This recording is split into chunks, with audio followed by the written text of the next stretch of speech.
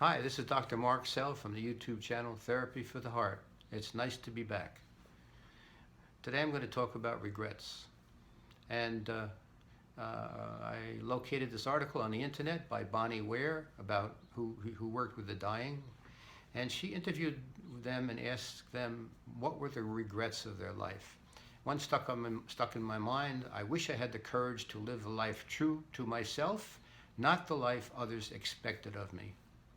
So often in life we're derailed from our wishes. Take a young girl or boy interested in art. They sketch all the time. They love it. It's obvious. So one of the parents or caregivers said, what would you like to be when you grow up? And say an artist. And all of a sudden there's a look of disappointment or silence. So at that point they know that that question was not genuine.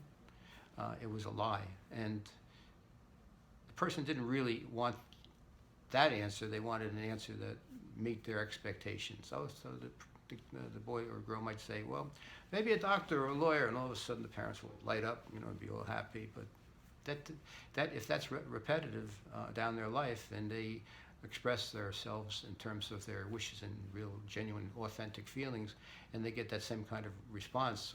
So therefore, they're being controlled rather than being tuned into what they're really interested in. So that's not good. I mean, if you meet everybody else's needs throughout life, at the end of life, what do you have?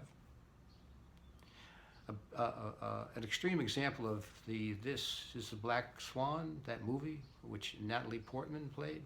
So Nina was obsessed with trying to please her mother. Mother was really crazy in the sense of how much demand she put on this poor girl. But the girl tried to meet them. But in the end, she has a compromise formation. So she pleases the mother. In the end, the swan dies by committing suicide. But she really died in this movie because she had some wound in her. She pulled it out right before she was supposed to fall down, and she knew she was going to die. And so she killed herself. So she defied her mother in a way, and she pleased her mother, but not in a very good way. And she looked up at somebody who was questioning her, and she said, "It was perfect." Working with somebody who just came to see me from the Midwest.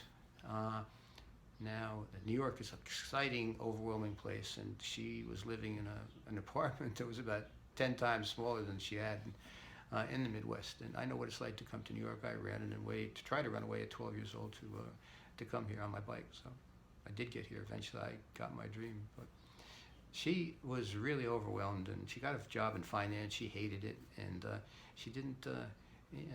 And I heard a lot of her story first before she made this decision to get out of it. But she was very humiliated by her parents of whatever she did. They denigrated her. They said, "Well, what are you trying to do that for?" That's not. So what she was trying to do was to try to get into a musical field, and she bought an instrument, but she didn't play it in front of her family. And I had an idea that maybe she would like to play it in front of me. This was after working for a while. I wouldn't put somebody on the spot like that, but I had an idea she might like that. She never played in front of anybody before.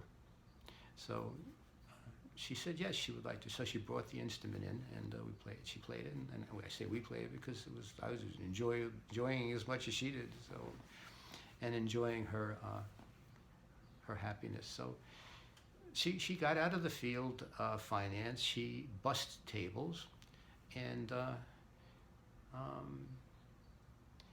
she was very happy. Money was not the object, She can have money, but if she loses the money, what does she have? But she had her skill, her creativity, and so she was very happy with that. Didn't mind bussing tables. And somebody else I worked with had a very advanced degree. But she hated it because she did it for her father. So when she got the degree, she sort of symbolically spit on it. So if you have troubles like this, you're not alone. No, I've been there before, certainly. I think we all have, about not being able to speak up when somebody says, "What movie do you want to go to?" or "What theater do you want to go to?" or "What restaurant do you want to eat in?" That's not unusual. people do not learn to speak up often. So you can do that by being in therapy.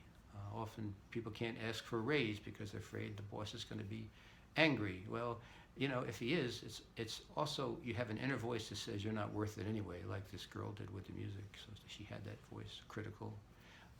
So no matter what somebody does, you're going to feel it. No matter what you do, you're going to feel that they're going to have that response, and you agree with it that you're not worth it too.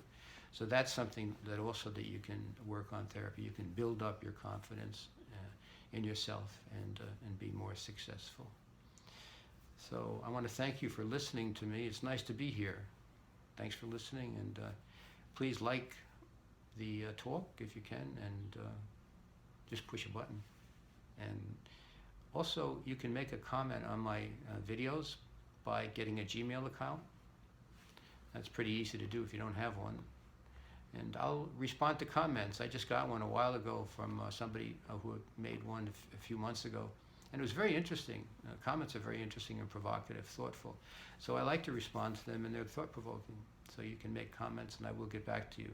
So thanks a lot. We're going to do this again next week. We're going to continue about regrets, and I look forward to you tuning in, and thank you very much.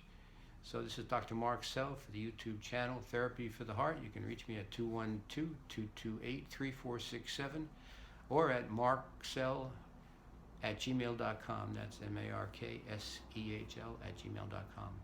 Thanks again. Bye for now.